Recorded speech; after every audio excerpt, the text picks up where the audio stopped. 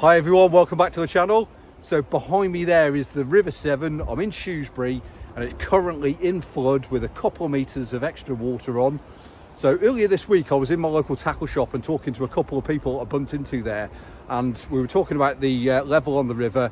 They said that they weren't going to come out and fish it in these conditions because they weren't confident and didn't know how to approach a floodwater situation on the river. So this video is going to be about how I select a peg, the types of things I look for when there's extra water on the river, how I would approach fishing for barbel, and hopefully if you're in a similar mindset where you struggle to get bites and you don't feel confident fishing when there's extra water on the river, hopefully there'll be a few tips and recommendations in this video that you can take away, put into your own angling, that helps you get one or two fish on the bank.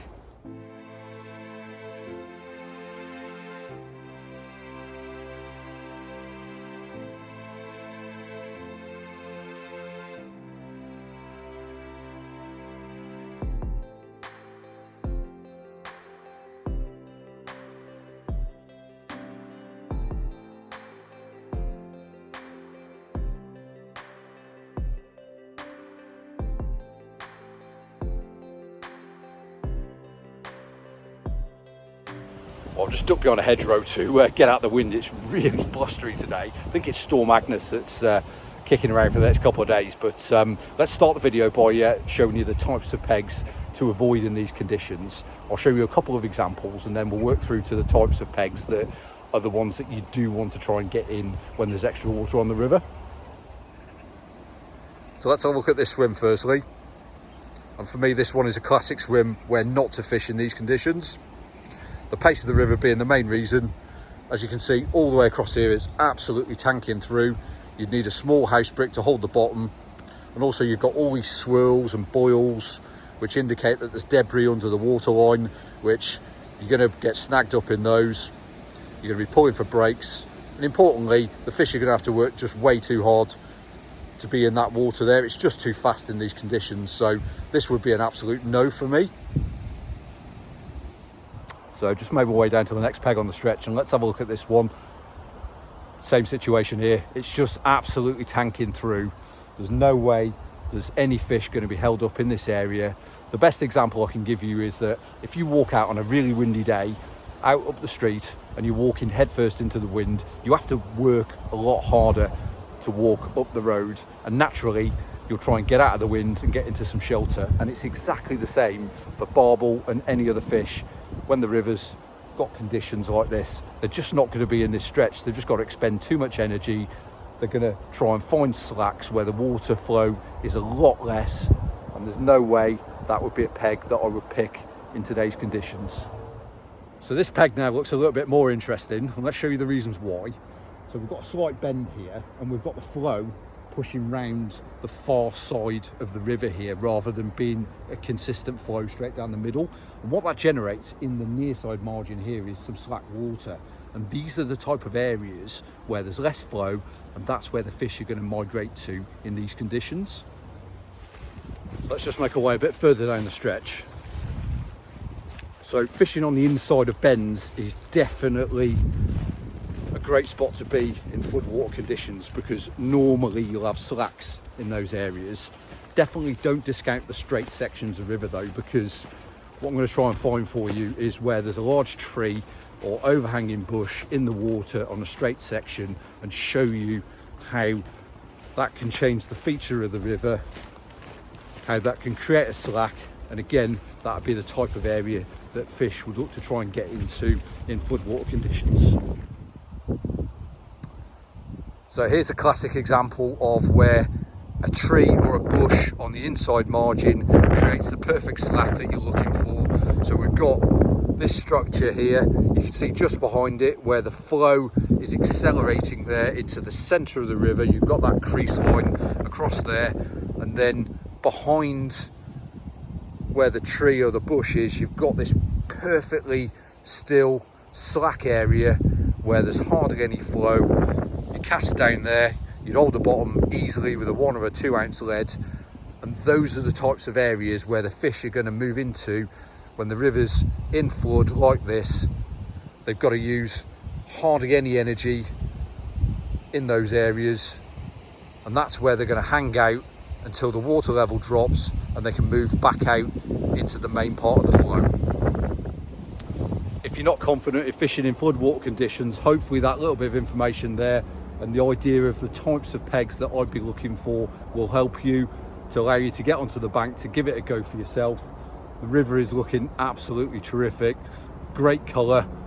I love it when the level's up like this.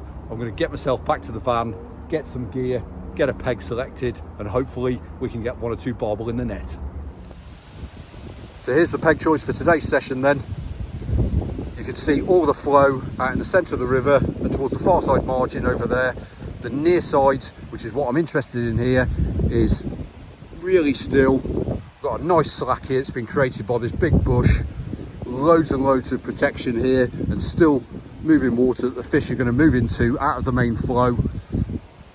Perfect spot for floodwater conditions.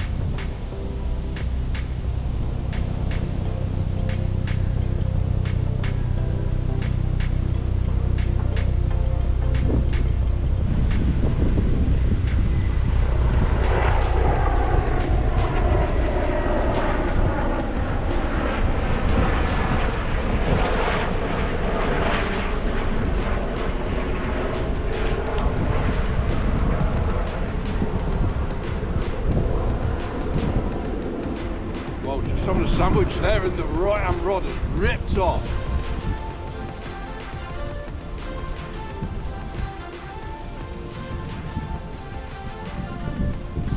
This is tearing off downstream, almost certainly a barbel.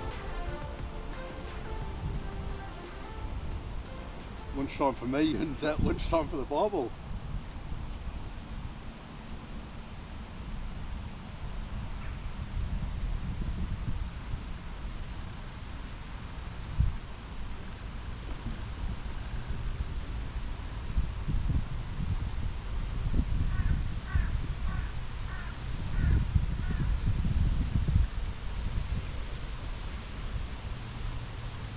Just take our time. When you're fishing in floodwater conditions, these slacks, sometimes if you don't know the bank and the section too well, you don't know what's down there, so snag wise, just got to be careful.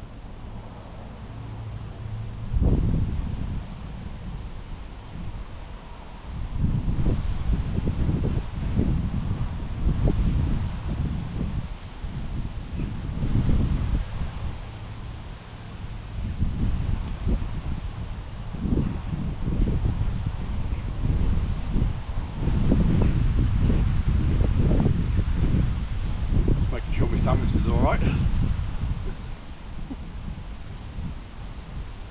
Definitely don't want to be losing that or the fish.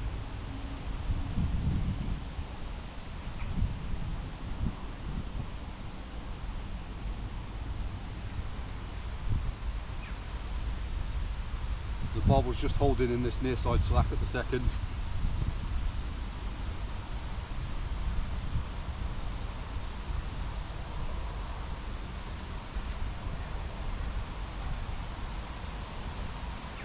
Just gradually gain a little bit more line and we'll flip the rod underneath this other one here. The bank's not too slippy here, but you've always got to be really careful in these floodwater conditions, just with your foot in.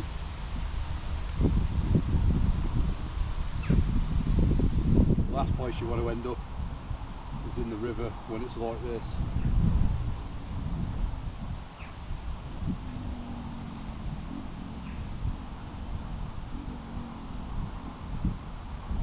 Okay, let's go underneath the other rod now.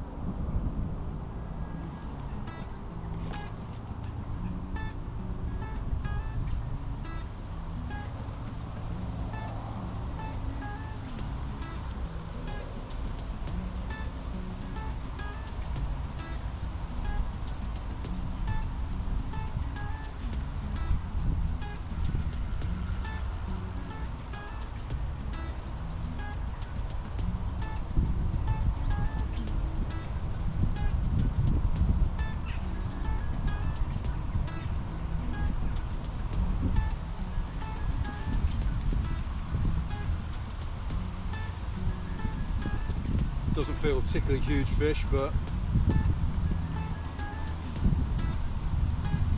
take our time, make sure we get it in the net, get the reward for our efforts.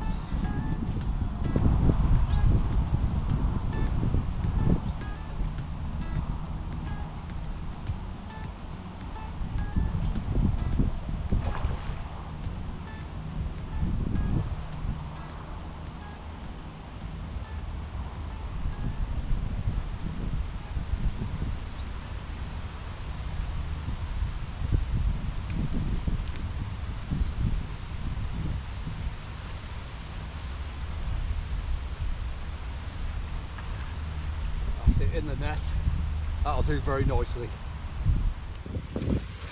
So let's show you the barbel off the downstream rod there. Just had him on the scales at just over 8 pounds.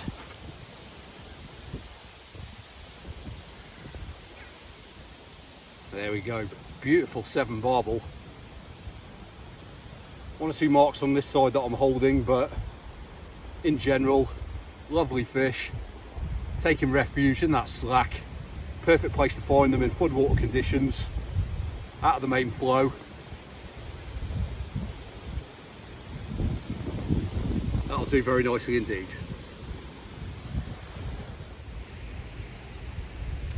Well, that's a great start to the session there with a bite in the first 5 minutes on the downstream rod.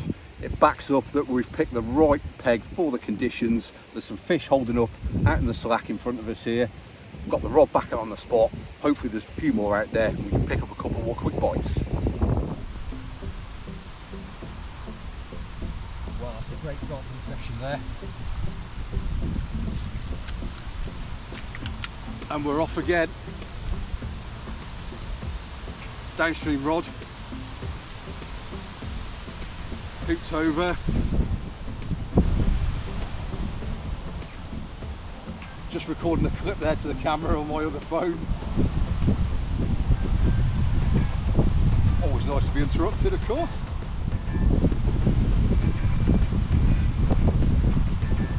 Looks like we've definitely got a few fish sat in the slack today, which is great news. Was a little bit worried it was going to be too bright here, but conditions are nicely coloured up. So that's giving the barbel the confidence to feed.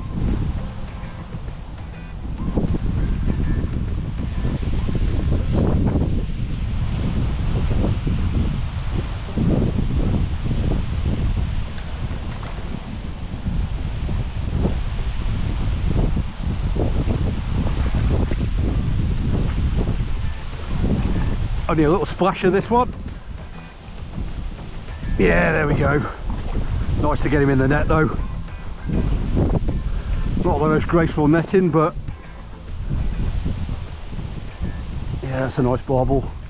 Just get him back out into some slightly deeper water there. Here we go then, second barbel of the session. On the downstream rod again. This one's had a real good rest. Nice and lively. Just over 6 pounds. Nothing huge, but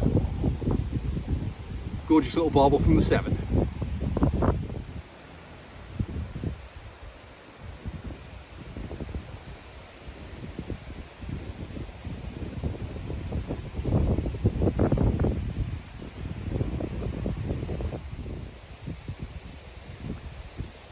So that second barbel's gone back now. Got the right hand rod back on the spot again.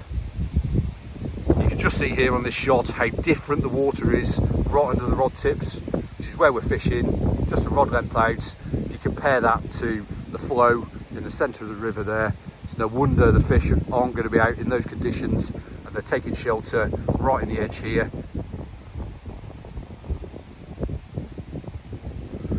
It's time for me to get back to that sandwich. The Mexican chicken wrap was tasting quite nice, so looking forward to getting back into this now. But yeah, rod's back out. Hopefully we'll see a couple more. So let's tell you about the kit I'm using for today's session. So I've got my trusty Korum 1 3/4 pound test curve barbel rods. They're all I take to the 7 year round, and in floodwater conditions like today, it's no different. If you feel like you're on the bank and you need a 2 1/4, 2.5 pound test curve rod on, the 7, the Avon, the Y, you're probably in the wrong swim. The Trent might be a little bit different because it's more powerful and a bigger river.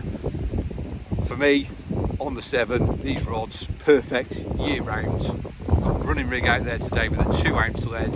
I'm holding bottom comfortably, and it's telling me, again, I'm in the right peg for the conditions, and that's the key to being successful in floodwater conditions. You don't need to step your gear up, it's all about peg choice.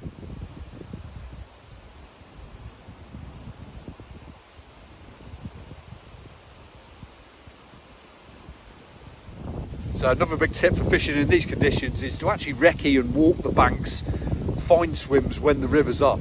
The river looks completely different in this particular stretch when the level's down at its normal 0.5 to 0.7 on the Welsh Bridge Shrewsbury gauge. You just wouldn't know this slack's here to fish it in floodwater conditions unless you walked it in these conditions. So once the session's wrapped up today, I'm going to be doing a couple of miles down another stretch just to find some more pegs that I can target in conditions like this for later in the week, so I can go straight to certain spots.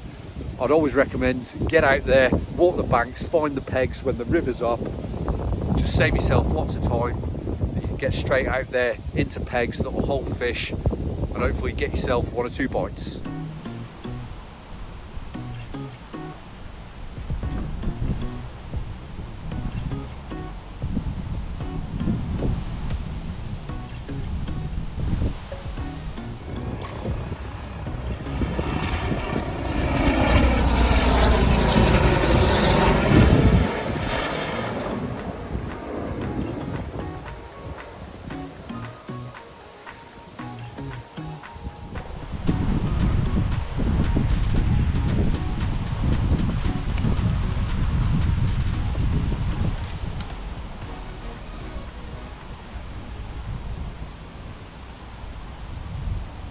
What a fish! That is absolutely ripped off.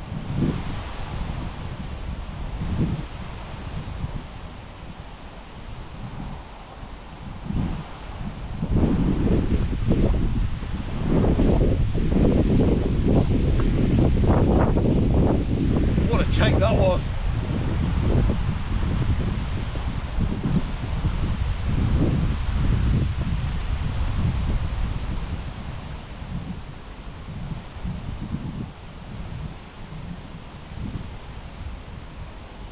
First time in a long time I've actually felt the rod trying to be ripped out my hands.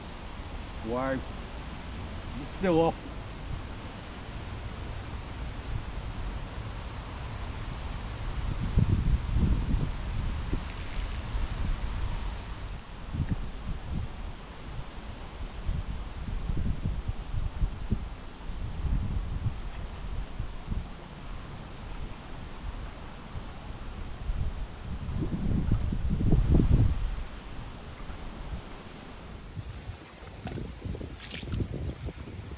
The way this one took off, I thought it was going to be a lot bigger than this. 6.5 pound. Angry barbel. Look at that dorsal fin. Not an happy customer, this one. Downstream rod again. I did actually swap the downstream rod over to a Cuban meat just to try something a little bit different. Very much to the taste of this barbel. Thank you, mate. Let's get you rested. Straight back. So that last barbel there's had a good 10-minute rest in the edge and has now kicked off strongly back into the river. I've got the rod back out on the spot again. I'm going to stay for probably about another half hour, 40 minutes, something like that.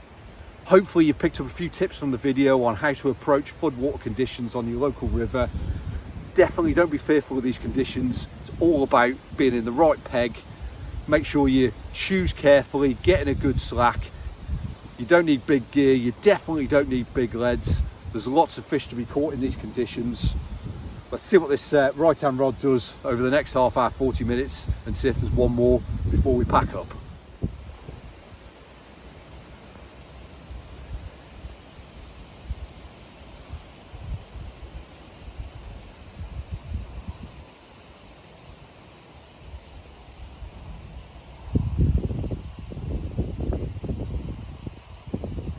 Well, it's about 45 minutes past now and no further action, so it looks like the swim's gone a little bit quiet, unfortunately. This would be the time when I'd be packing up, moving to another swim if I was to stay and fish any longer, but I'm going to call time on the session now. Hopefully you've enjoyed the video and got a few ideas and tips for yourself for how you can approach floodwater conditions on your local river. Good luck with your own fishing, hope you catch a few, and I'll see you all again soon.